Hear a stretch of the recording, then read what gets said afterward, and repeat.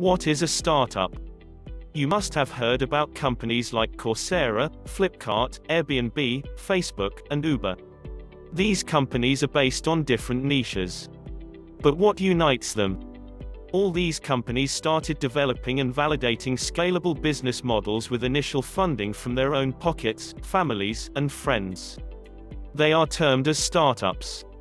So startup can be defined as a young company founded by one or more entrepreneurs to develop unique products or services into the market with initial funding from the founders or their friends and families. Why have startups seen an exponential rise in the past few years? Starting a business has now become a trending activity. 10% of people from the 18 to 34 age range want to quit their monotonous task and establish their own empire. But even after knowing the risks involved in demand, technology, execution, and funding, why do they choose this path? Money matters. Traditional corporate ladder climbing doesn't suit them. Starting their own companies gives them an option to pursue their dreams rather than getting lodged in mundane activities. Easy availability of resources. The internet is surely a boon. Right from the top investors and resources to the daily terms of a startup, it has become extremely easy to get started.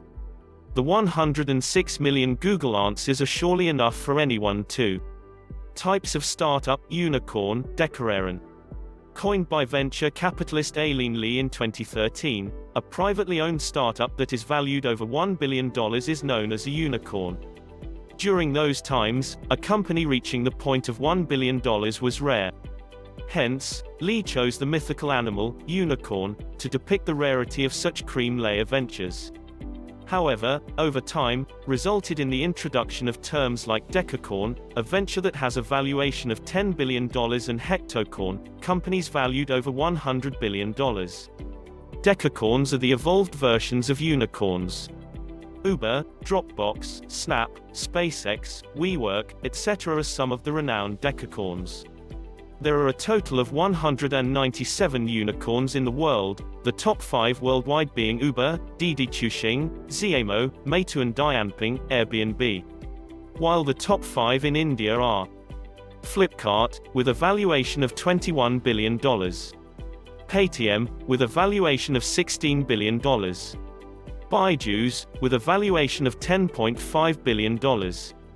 Oyo, with a valuation of $10 billion. Snapdeal, with a valuation of $7 billion, and a report by CB Insights states that of the over 384 unicorns which exist globally, collectively valued at over $1.19 trillion, over 21 are decacorns, that have scaled over $10 billion in valuation in recent times. From India, Byju's, Paytm, and Oyo are the only 3 decacorns to have reached the $10 billion valuations. Recently, Byju's became the 3rd Indian startup to be a decacorn after having 50 million users on its platform, even though paid user count is 3.5 million and its annual renewal rates are as high as 85%. The impact of the startup revolution in India.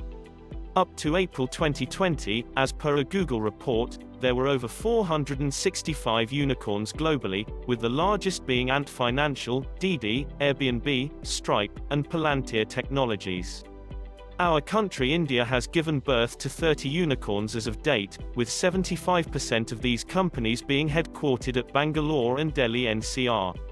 Today this country is expected to witness a year-wide consistent annual growth of 12 to 15%.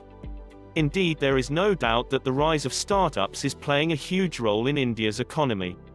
A recent study states that India will be home to around 75 to 100 unicorns by 2025, with the e-commerce and fintech sectors leading with the maximum number of $1 billion companies. While e-commerce, fintech, and healthcare have reached a year-wide growth rate of over 20%, edtech, travel tech, and logistics have to bring the same impact by fintech and healthcare by 2022. To know more about entrepreneurship, startups, and emerging and current trends, stay tuned to The Money Gig.